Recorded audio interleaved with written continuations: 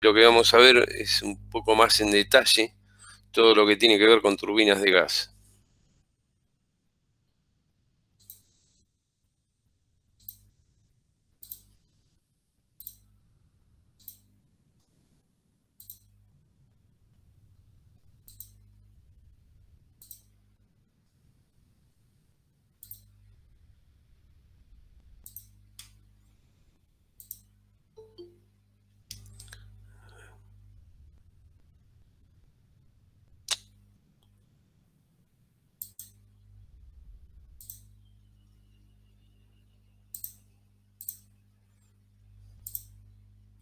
Ahí vemos el esquema de una turbina de gas, ¿sí?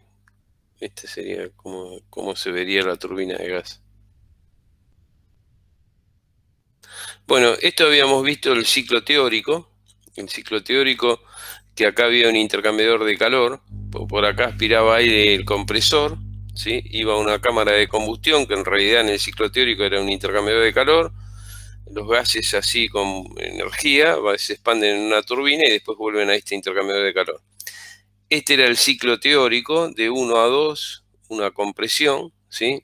Que era en realidad si es teórico es isentrópico, de 2 a 3 es la cámara de combustión, intercambio de calor, presión constante, de 3 a 4 otra vez isentrópica, expansión en la turbina, y de 4 a 1 presión constante, estamos en el intercambio de calor. En la práctica, el, el ciclo tiene eh, así es el diagrama de la instalación.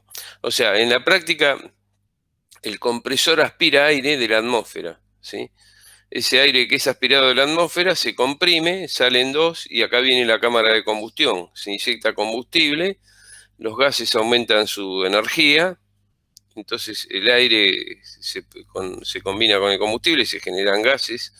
Esos gases con elevada energía se expanden en la turbina y después hay un escape directamente a la atmósfera. Y en los casos de ciclo combinado, eso se aprovechaba, ¿se acuerdan? Para calentar agua o vapor, ¿no? Generar vapor. Pero bueno, en el ciclo práctico, Brighton, aspira aire de la atmósfera y el compresor y la turbina lo descarta en la atmósfera. Tipos de turbinas de gas. Las hay distintas clasificaciones, ¿no? Pero tenemos la que es monoeje, donde el compresor, la turbina y la carga, ¿sí? O sea, la carga, por ejemplo, podría ser un alternador para la generación de energía eléctrica. Están todas montadas sobre el mismo eje. Y hay otra clasificación, ¿no? Que son las multieje. Fíjense, en las multieje hay un compresor, una turbina de alta presión, y esta turbina de alta presión sirve para mover el compresor, ¿sí? Y después hay una turbina de baja presión que está conectada directamente con la carga. Ven, acá son dos ejes. Un eje que es solidariza o mantiene la unión entre la turbina de alta presión y el compresor, y otro eje, como vemos acá, entre la turbina de baja presión y la carga. Después otra clasificación que podemos hacer es separar en turbinas industriales y lo que es turbinas aeroderivadas, ¿no? Aeroderivadas es que provienen de la industria de la aeronáutica.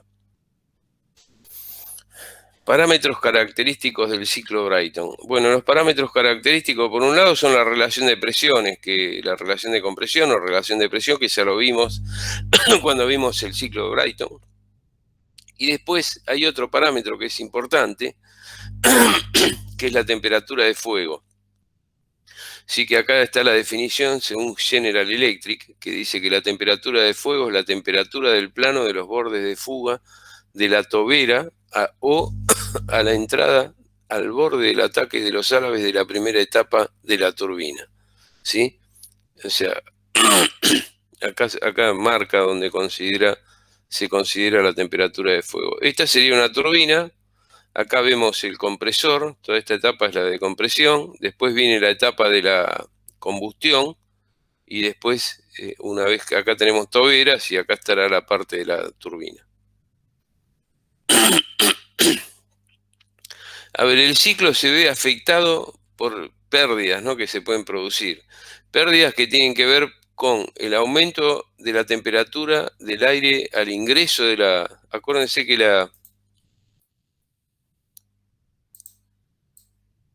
el ciclo, teníamos que era así, ¿no? Después viene la cámara de compresión. Y acá viene la turbina.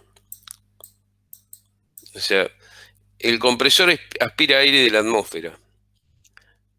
Eso es en el caso práctico, ¿no?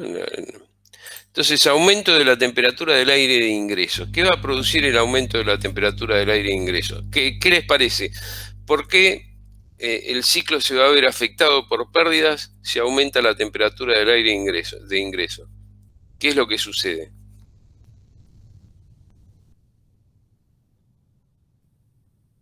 Más difícil comprimirlo.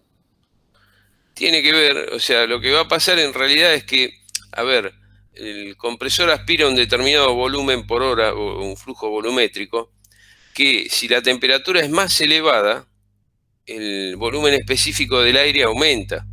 Entonces eso hace que ingrese menos flujo másico. O sea, a mí me conviene que la temperatura sea lo más baja posible para que ingrese mayor flujo másico al compresor. ¿Por qué? Porque acuérdense que si queríamos calcular la potencia que genera la turbina, era el flujo másico multiplicado, en el caso de las turbinas de gas ideal, CP por delta T, ¿no? O directamente delta H. O sea que, en definitiva, el aumento de la temperatura del aire de ingreso, o sea, si aumenta la temperatura acá, en definitiva lo que va a hacer que ingrese menos flujo másico y por lo tanto va a haber menos potencia generada. Algo parecido sucede al aumentar la altitud. Cuando aumenta la altitud, el flujo másico también va a disminuir, porque la densidad disminuye. Y con la humedad, si bien afecta en forma menor, también disminuye la potencia obtenida. Entonces, a ver, para poder mejorar el tema del control de la temperatura, ¿sí? O sea que si tenemos un aumento de temperatura, lo que podemos hacer es colocar sistemas de enfriamiento, ¿sí? A la entrada del compresor, para disminuir la temperatura que va a entrar al ciclo.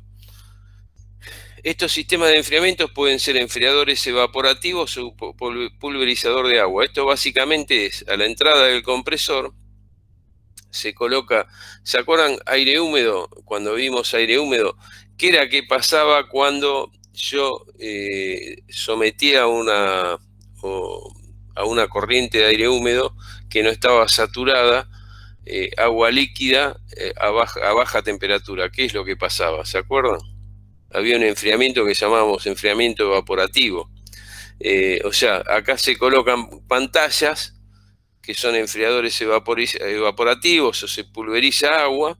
¿Para qué? Para que aprovechar ese efecto del aire húmedo, porque a ver, si yo, ¿se acuerdan cuál era el efecto, no? O sea, yo pulverizo agua, el agua está en estado líquido, para que se pueda vaporizar tiene que absorber calor de algún lado, y cuando absorbe calor, ¿de dónde lo va a absorber? Del aire, y eso hace que baje la temperatura. De esa manera funcionan los enfriadores evaporativos y pulverizador de agua, ¿sí?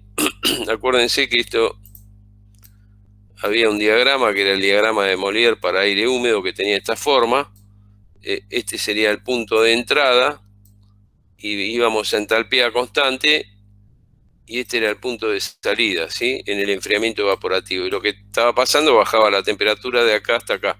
Esto era entalpía constante, ¿sí? Cuando hacíamos el enfriamiento evaporativo. Y después, la otra forma de lograr ese enfriamiento del aire es por medio de chiller. Chiller no es otra cosa que sistemas frigoríficos. O sea, coloco acá la entrada, ¿sí? Un sistema de refrigeración, tipo sistema frigorífico. Acá estaría el evaporador. Entonces, a medida que el aire va enfrentando el evaporador, se va enfriando, ¿no?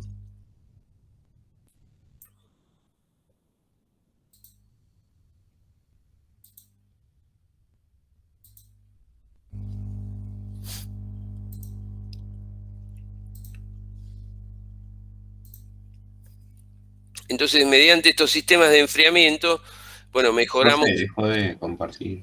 Ah, perdón. Mediante los sistemas de enfriamiento mejoramos eso, que perdíamos cuando subía la temperatura.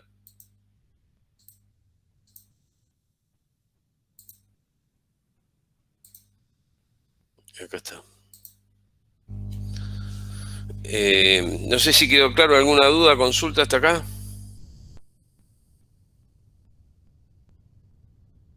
Todo claro por ahora. Bien, partes constitutivas de una turbina de gas. Las partes constitutivas son los álabes.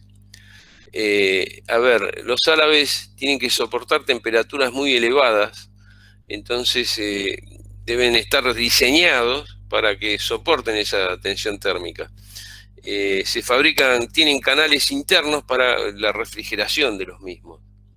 Las toberas, conjuntamente, como dice acá, ¿no? con la primera fila de álabes, son los elementos sometidos a altas temperaturas y por ende a tensiones térmicas.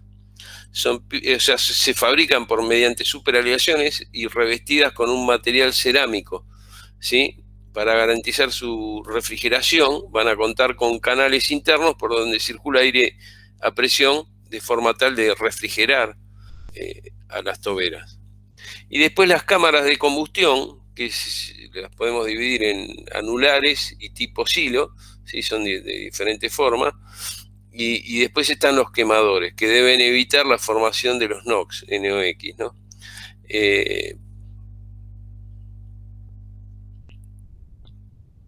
Criterios de diseño. ¿Sí? En general, las turbinas de gas industriales son en gran parte turbinas de acción. Los álabes móviles presentan un muy bajo grado de reacción, que varía del pie al extremo del álabe, aproximadamente el 5%. O sea, lo que está diciendo acá que fundamentalmente son de acción y un grado de reacción mínimo tienen de un 5%, como vemos acá.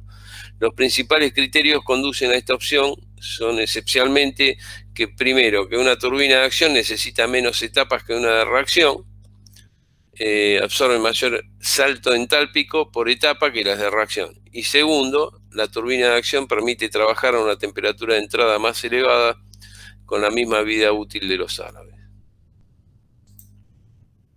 Y acá vemos lo que se conoce como combustión secuencial. ¿Qué es la combustión secuencial? Fíjense, tenemos un compresor que aspira aire, el aire comprimido pasa a la cámara de combustión. Acá no se inyecta todo el combustible, sino que se inyecta parte del combustible, se expande en una primera turbina, ¿sí?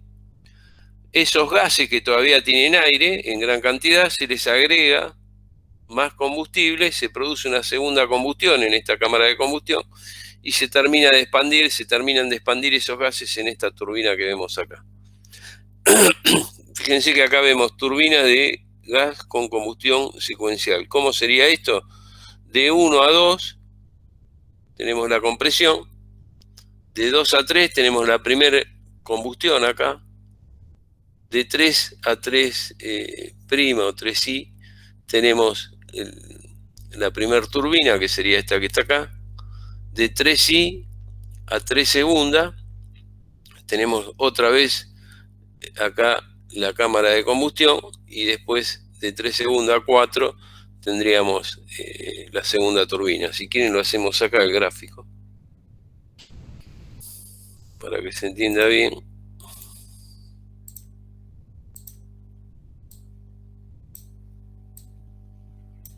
O sea, primero tenemos el compresor, fíjense, esto es TS, ¿no? Primero tenemos el compresor, vamos a una compresión adiabática irreversible. Después lo que tenemos es la cámara de combustión, va a presión constante. Después, ahora tenemos la primera turbina. Entonces hay una expansión, que también la hacemos adiabática irreversible. Y después tenemos esta cámara de combustión, otra vez a presión constante. Y después tenemos de nuevo la segunda turbina. O sea que acá tendríamos la segunda expansión, ¿sí? Esto estaría a la misma presión.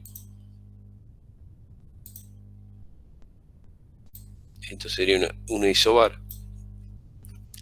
Y ese sería el ciclo con combustión secuencial, ¿sí? Después este es el ciclo Brayton con regeneración, que lo habíamos visto en la parte teórica, ¿sí? Ya lo habíamos visto, y es un ciclo en donde tenemos acá, se comprime el aire, tenemos el compresor, ¿sí? Acá teníamos un intercambiador de calor. Este intercambiador de calor aprovecha los gases que están saliendo, que tienen todavía elevada temperatura, para precalentar el aire que va a ingresar en la cámara de combustión. Tenemos la cámara de combustión, los gases ya con suficiente energía se expanden en la turbina, salen y otra vez pasan por este que es el regenerador o un intercambiador de calor, donde antes de salir a la atmósfera le entregan calor a los gases que van a entrar a la cámara de combustión. Ese es el ciclo Brayton con regeneración. Y después tenemos un ciclo Brayton, que sería otro tipo de ciclo, ¿no? Con enfriamiento del aire comprimido. Fíjense, tenemos de 1 a 2 una compresión, de 1 a 2 una compresión, ¿sí? De 2 a 3 lo que vamos a tener es un enfriamiento del aire. El aire se enfría, ¿sí? Esto es un enfriador. Entonces de 3 a 4 tenemos una segunda compresión, o sea, acá tenemos otro compresor. Entre 4 y 5 tenemos la cámara de combustión, y los gases salen y se expanden en la turbina, ¿sí? Que sería de 5 a 6, como vemos acá, ¿sí? Este esquema es lo mismo que lo que vimos acá, ¿no? Se comprime, va al intercooler, o sea, este es un intercambio de calor, un enfriador, va a una segunda etapa de compresión, la cámara de combustión y la turbina. Y acá vemos, por ejemplo, los álabes, ¿ven cómo van montados en la turbina? Van por medio de... hay unos encastres para que sean intercambiables. Estos son los encastres donde van a ir montados los álabes de la turbina, ¿no? Bueno, acá se ve un cojinete, ¿sí? Donde apoyan los ejes de las turbinas.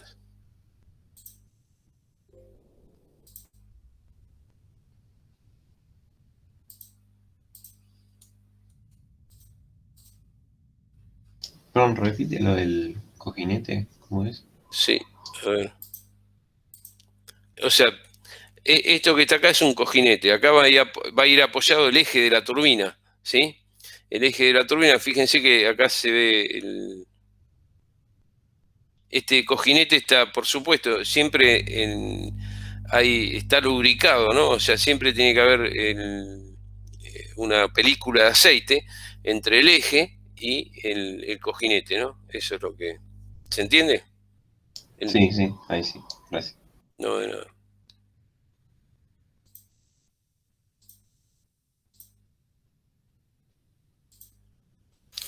Bueno, vamos a ver el tema este que nos falta, que es condensadores, ¿sí? A ver, el condensador está relacionado con la fuente fría del ciclo, ¿no? O sea, acuérdense que cuando vimos la máquina térmica, para que la máquina térmica funcione, teníamos T1, entregamos calor, el Q1 a la máquina térmica, esta entregaba trabajo, y esta entregaba el Q2 a la fuente fría, ¿sí? Bueno, de acuerdo al tipo de máquina térmica que teníamos, íbamos a tener una fuente caliente y una fuente fría, ¿sí? En el caso del ciclo de vapor está relacionado con el condensador, esta fuente fría. ¿Está bien? Esta que está acá.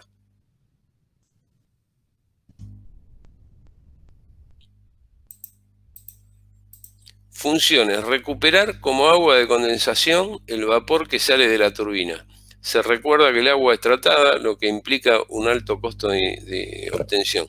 Bueno, una de las funciones entonces es el vapor que sale de la turbina, ¿sí? A ver, vamos a recordarlo esto.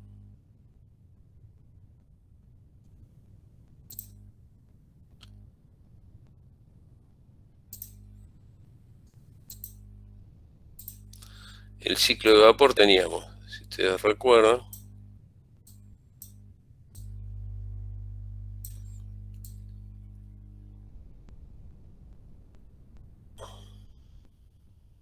ahí teníamos la turbina.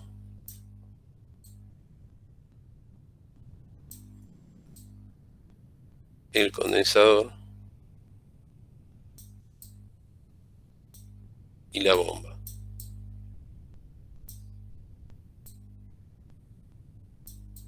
¿Sí? Este era el generador de vapor.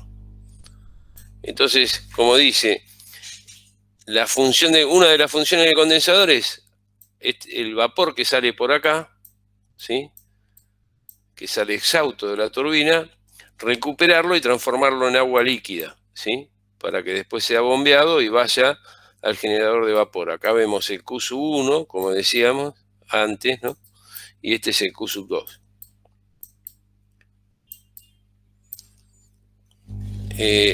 Bueno, como dice ahí, hay que tener en cuenta que el agua es tratada, ¿sí? Es un agua que tiene un costo para poder obtenerla, porque tiene que ser tratada para sacarle todas las sales que pueda tener, porque eso si no puede formar incrustaciones, ¿no? Por eso el agua del ciclo de vapor es tratada.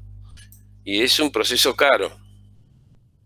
Bueno, otra de las funciones es aumentar el área del ciclo, ¿sí? El área del ciclo funcional, mejorando el rendimiento al aprovechar que el vapor se expanda hasta un valor menor que la presión atmosférica, ¿sí? Acuérdense que el ciclo, si lo dibujábamos en un TS, el ciclo de vapor tenía esta forma.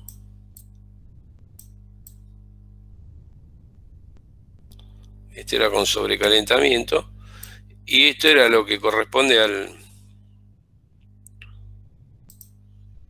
condensador, ¿sí? Esta parte. Tengan en cuenta que, bueno, lo que vamos a hacer es aumentar el área funcional del ciclo. ¿Por qué? Porque la presión que va a trabajar el condensador se hace que trabaje a presiones menores que la atmosférica, ¿sí? Y de esa manera aumento el área del ciclo, ¿sí? Se expande más, logro mayor trabajo en la turbina. Otra de las funciones es extraer los gases no condensables. O sea, siempre hay riesgos de que en el ciclo de vapor, o sea, lo que nosotros queremos en el ciclo es agua, no queremos otra cosa, pero debido a las diferencias de presiones, y más que nada en esta zona, que tenemos presiones bajas, menores que la atmosférica, puede ingresar, por ejemplo, aire, que son gases que no son condensables. Bueno, la extracción se hace por medio del condensador. Esa es otra de las funciones que tiene el condensador. Y bueno, también es una reserva de agua para enfrentar variaciones bruscas de carga. El condensador, y acá hay una serie de definiciones. ¿Qué es la producción de condensador? Es la cantidad neta de calor que del vapor pasa al agua de enfriamiento medida en kilocalorías por hora. O sea, producción del condensador es la cantidad neta de calor que del vapor pasa al agua de enfriamiento medida en kilocalorías por agua. Después tenemos lo que es la presión absoluta del condensador, ¿sí? La temperatura del vapor de entrada, diferencia de temperaturas del agua, esta diferencia de temperatura del agua que hay acá, diferencia de temperaturas terminal, delta TS es la diferencia. A ver, este gráfico que está acá es un diagrama temperatura-superficie, donde acá lo que vemos es el vapor, ¿sí? Que el vapor se va a mantener constante su temperatura, y esta sería el agua de enfriamiento. Acuérdense que el condensador es un intercambiador de calor, ¿sí? Donde por un lado va a circular vapor y por otro lado va a circular, por ejemplo, agua de enfriamiento. ¿Se entiende? Si por acá circula vapor, el vapor, habíamos dicho que el vapor, habíamos visto recién, la presión se va a mantener constante. Si estamos dentro de la campana, la temperatura también se va a mantener constante. Por lo tanto, el vapor va a responder a esta transformación que vemos acá. Esto es temperatura superficie. Mientras que el agua de enfriamiento, que esta va a ser, supongamos que se enfría con agua, porque también puede ser por aire, ¿qué le va a pasar al fluido que refrigera o al agua, si fuera agua de enfriamiento? A medida que se va a ir calentando, ¿no? ven que acá es la temperatura de entrada del agua, dice acá, y temperatura de salida del agua. A ver, un minuto.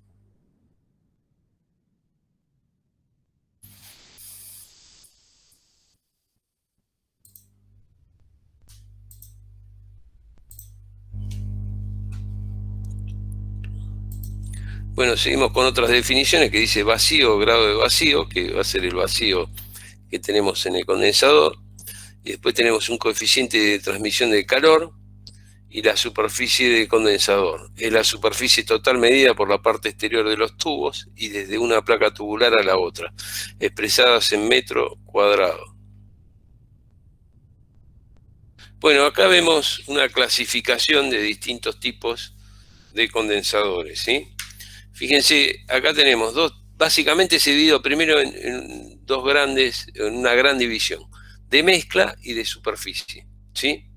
De mezcla, como lo dice su nombre, se va a mezclar agua, entonces de esa manera vamos a producir el enfriamiento. De superficie va a ser un intercambio de calor cerrado, donde no se mezcla el agua del ciclo con el agua de enfriamiento, ¿sí? En el de mezcla, si se mezcla el agua de enfriamiento con el agua del ciclo, tiene que tener la misma calidad el agua, ¿no? Fíjense, por este condensador de mezcla es este que vemos acá. Por acá ingresa el agua del ciclo, el agua de refrigeración, ¿sí? Hay como unas pantallas, por acá se va a ir volcando y acá ingresa el vapor del ciclo.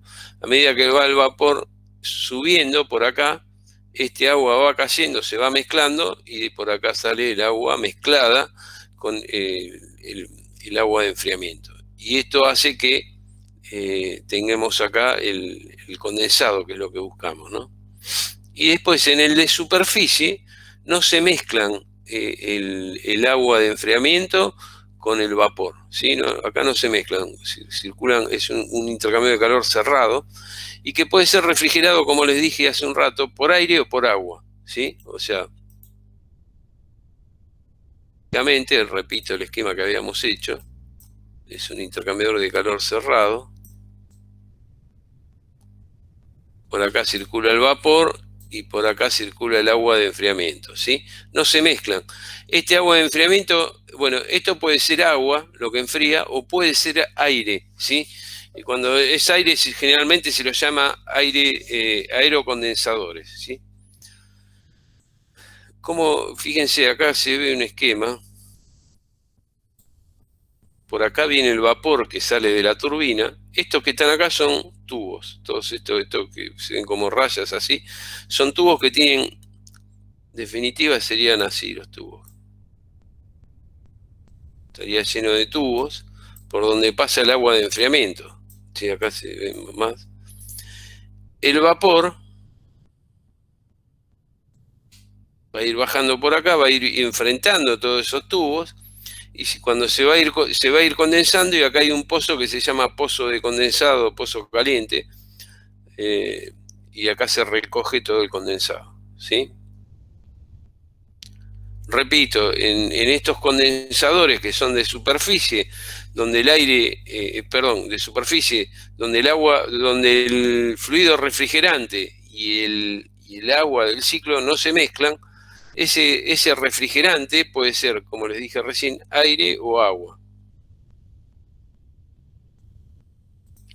Componentes del condensador. El condensador tiene una envuelta exterior, ¿sí? Que tiene una amplia abertura superior conectada a través de un acople flexible a la salida de la baja presión de la turbina. Su interior conforma la cámara de condensación, en la cual el vapor se pone en contacto con el haz tubular condensándose. Placas tubulares, dichas placas constituyen la separación entre las cajas de agua y las cámaras de condensación, por lo tanto deben asegurar la total estanqueidad. Cabezales laterales constituyen la entrada y salida del agua refrigerante, instalados en los extremos de la cámara de condensación, separados por las placas tubulares. Pozo caliente, en el cual se recoge el condensado de vapor. El haz tubular, en los condensadores modernos, está formado por varios millares de tubos, 10.000 a 25.000, mandrilados, es decir, expandidos en ambos extremos sobre el agujero de las placas tubulares. Para disminuir la flexión se usan placas de soporte. El cuello conecta la salida del vapor del cuerpo de baja presión de la turbina con la cámara de condensación. El acople es la parte que conecta el cuello del condensador al cuerpo de baja presión de la turbina. Y acá vemos lo que estábamos, todo lo que dijimos recién, ¿sí? Entonces, acá vemos los distintos componentes. A ver si se llega a ver. 3. Estas son las cajas de agua. Estos son los tubos. Estos son los tubos. Por dentro circula el agua de refrigeración. Acá hay una caja de agua. Del otro lado hay otra caja de agua, ¿sí? Por acá, entrada del agua de circulación. Por acá circula el agua esta de refrigeración. Se mete por acá, va por dentro de los tubos y sale por la otra caja de agua, ¿no? Acá en la parte superior vamos a tener, a ver si está acá, 9 y 10. No está bueno, pero acá van a tener el cuello y acá se va a conectar en la parte superior con la turbina, ¿no? Las placas tubulares van a estar acá, que unen la caja de agua con estos tubos. Por fuera de los tubos viene el vapor que se va a condensar y va a caer en el pozo de condensado, ¿sí?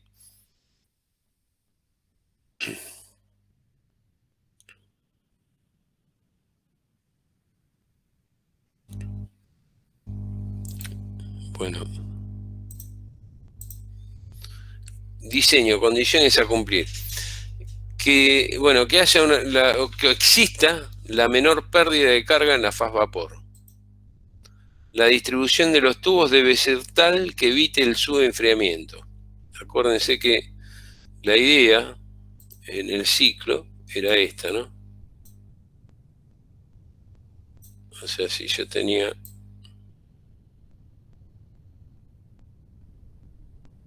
es esta, ¿no? Subenfriar significaría que viene para abajo de nuevo, o sea, se debe evitar el subenfriamiento. La pérdida de carga del agua de circulación debe ser lo menor posible. O sea, acá está, a ver, pérdida de carga se está refiriendo a pérdidas de presión. O sea que debemos tener la menor pérdida de presión tanto del lado del agua de refrigeración como en el vapor, ¿no? Las tomas de gases no condensables deben hacerse en la zona muy fría del condensador, a los efectos de que la cantidad necesaria de vapor para accionar los eyectores sea la mínima posible. Y acá vemos ecuaciones de transferencia de calor, ¿sí? Otra vez vemos el diagrama del condensador, ¿sí? Y cómo podríamos calcular la cantidad de calor intercambiada, donde K es un coeficiente de transmisión total de calor, F es la superficie, y esta es una diferencia media de temperaturas, ¿sí?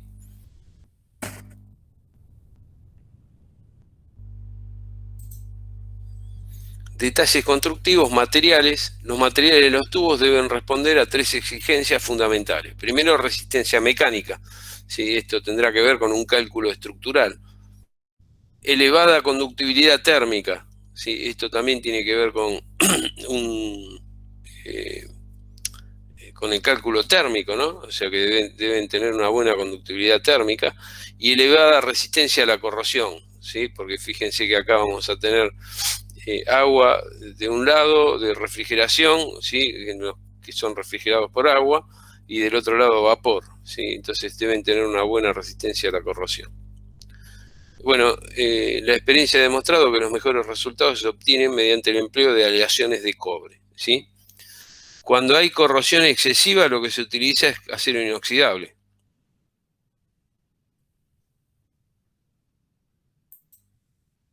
Y después tenemos lo que es el control de funcionamiento.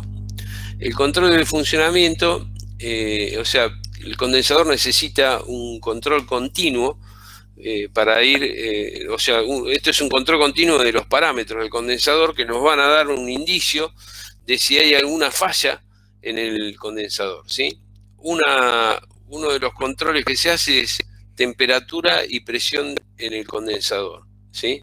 Si esto cambia, es un empeoramiento del rendimiento del ciclo térmico. La causa más común del incremento de la presión y de la temperatura es el ensuciamiento de los tubos y de las placas tubulares, provocándose normalmente por depósitos de limos o microorganismos o de la oxidación y la incrustación. O sea, si sube la temperatura y la presión del condensador, estamos detectando de esta forma que puede estar sucediendo que hay un ensuciamiento de los tubos y de las placas tubulares. Lo mismo también, si vemos que el delta T del agua de circulación también varía, también son síntomas de ensuciamiento de la placa tubular. Y después lo que tenemos es la conductibilidad del condensado. ¿Qué es esto de la conductibilidad del condensado? Esto tiene que ver con la conductibilidad eléctrica, ¿sí? Acuérdense que el condensado está formado por agua, tiene que estar formado por agua de la mayor pureza, lo que significa que su conductibilidad es mala. Entonces, si tenemos y medimos la conductividad del condensado y esa conductibilidad es elevada, o estamos sobre los valores que tiene que estar, y esto está indicando que ahí la pureza del condensado no es buena. ¿Se entiende lo que estoy diciendo? ¿No? O sea que puede ser que se esté mezclando el agua de refrigeración con el vapor del ciclo. No sé si quedó claro el tema de la conductividad del condensado. ¿Me están escuchando, chicos? Sí, escuchan. ¿Quedó claro lo de la conductividad del condensado o no? A mí me fue un poco confuso, ¿no? A ver, lo que tenemos, fíjense, en el condensador tenemos, por un lado, a ver, lo vamos a explicar. Por un lado tenemos el vapor de agua, ¿sí? Y por el otro lado tenemos el agua de refrigeración. El vapor de agua que circula por acá es de alta pureza, o sea, es agua que está tratada y no tiene prácticamente sales. El agua que circula por acá, que es el agua de refrigeración, es un agua que está mínimamente tratada, o sea que esta sí va a tener gran cantidad de sales. ¿Hasta acá me siguieron? En lo que es la conductividad del condensado, ¿qué se hace? Se mide la resistencia o la conductibilidad del vapor. O sea, yo mido la conductibilidad del vapor que está circulando por acá. Entonces, si yo veo que la conductibilidad es baja, quiere decir que estamos en condiciones normales. Ahora, si la conductibilidad, o sea, conductibilidad eléctrica estoy diciendo, si la conductibilidad es elevada, ¿sí? Que es elevada de los valores de referencia, ¿qué está significando? Que este agua se está mezclando con este agua que trae sales, porque esta es mucho más conductora de la electricidad que esta que circula por acá.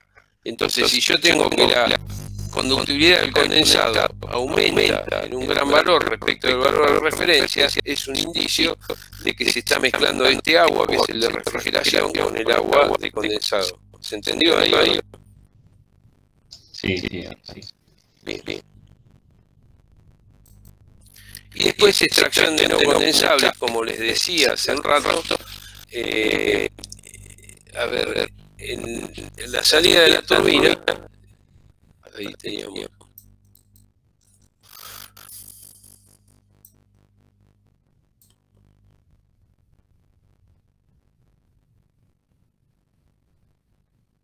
En la salida de la turbina tenemos presiones bajas, ¿sí? Presiones que van a estar abajo de la atmosférica.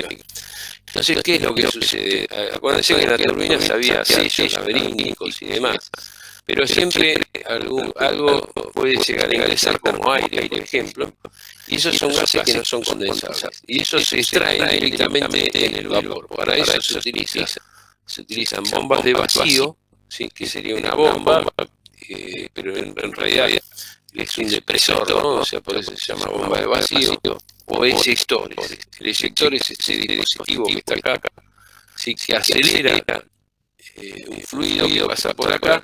Al acelerarse, ¿qué va a pasar? Disminuye la presión y entonces ahí se pueden sacar los gases no condensables, ¿sí? Esas son las dos formas de la extracción de los gases no condensables.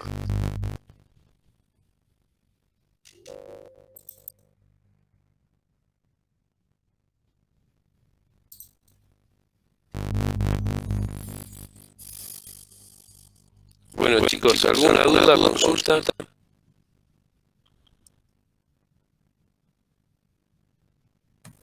No, profe, por mi parte. A ver, ya terminamos con todos los temas que teníamos que ver. La semana que viene sería el examen, ¿no? Sí. Segundo parcial. En el segundo parcial se pueden tomar ejercicios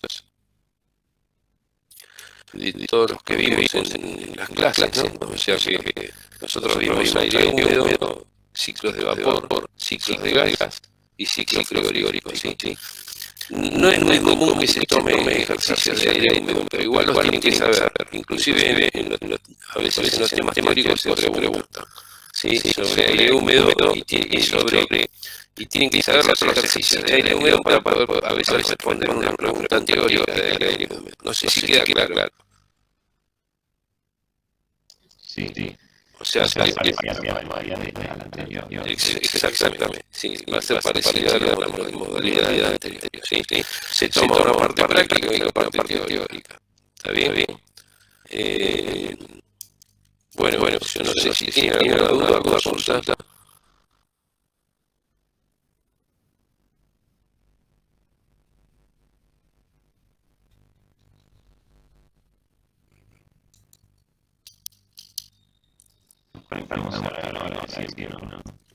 Sí, puede ser 5 minutos antes mejor. Yo después les mando, como siempre, las condiciones y demás, pero 5 minutos antes, sí, conectamos así ya, podemos arrancar 8:30.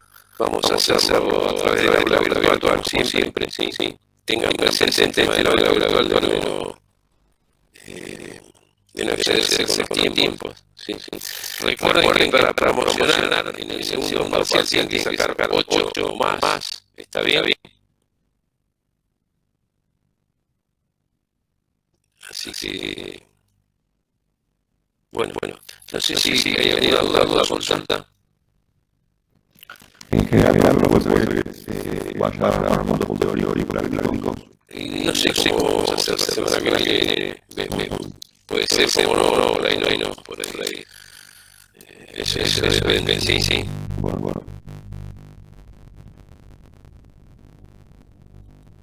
Bueno, chicos, no hay dudas, consultas. Por hoy terminamos la clase. Desde ya muchas gracias por haber participado de la clase y bueno, nos veremos en el examen la semana que viene, sí. Gracias, profe. Gracias. Chao, buen día.